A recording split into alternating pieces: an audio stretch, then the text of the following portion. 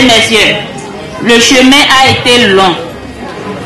C'est vrai, nous ne l'avons pas encore achevé, mais petitement, nous y parviendrons.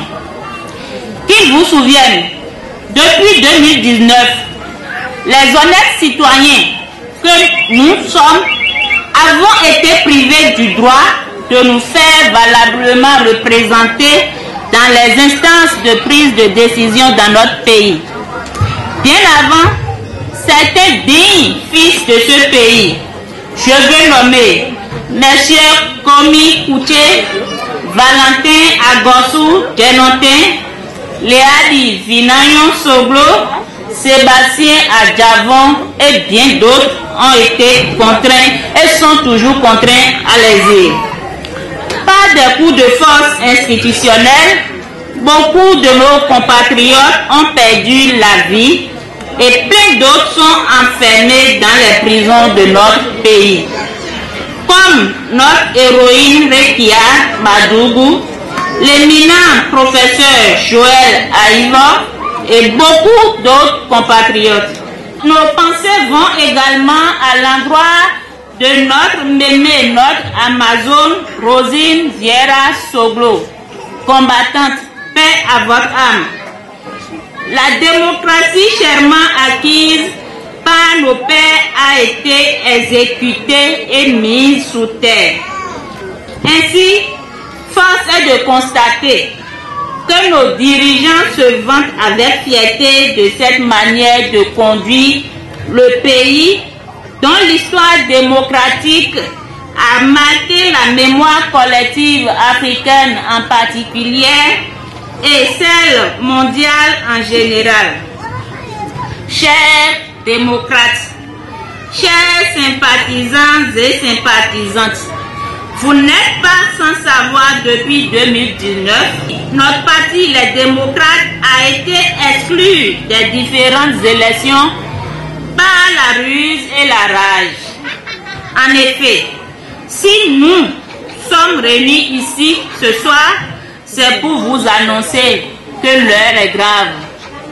L'heure est grave en ce sens que nos vis-à-vis ont commencé avec leurs intimidations, arrestations et intoxications. Mais démocrates, braves Amazones, braves guerriers que nous sommes, n'avons pas cédé. Et nous ne céderons point. Nous irons loin dans ce combat jusqu'à la victoire définitive le 8 janvier 2023. Je profite pour notifier à nos compatriotes, nos associations et mouvements ici représentés, que votre parti va aux élections législatives du 8 janvier 2023. Ne soyons plus pessimistes, car notre parti, les démocrates, est déjà au 8 janvier 2023, a déjà ses représentants dans le Parlement béninois. Comme le dit un adage camerounais, le sel ne fait pas la publicité. C'est le cube qui s'agite. Vous l'avez constaté. Ils sont déjà à... Comme le dit un adage camerounais, le sel ne fait pas la publicité. C'est le cube qui s'agite.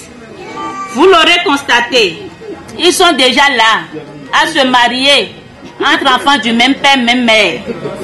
Pour cela, je veux vous exhorter à ne pas céder à aucune forme d'intimidation, à prendre toutes les mesures nécessaires pour aller faire valoir vos droits et vérifier bien avant votre présence sur la liste électorale et faire toutes les réclamations nécessaires pouvant vous permettre d'aller vous prononcer dans les urnes le 8 janvier 2023.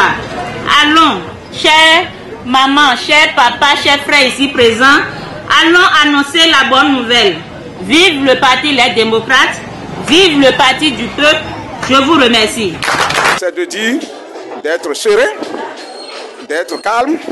Le jour des élections, les gens n'ont qu'à aller prendre leur carte d'élection. S'ils trouvent qu'ils n'ont qu'à vérifier leur bureau de vote, si ça ne leur convient pas, ils n'ont qu'à demander de transfert. Et ça se fait, je vous dis, en moins de 5 minutes. En fait, comme vous l'auriez constaté depuis un certain moment, nous sommes en train de faire la remobilisation des troupes.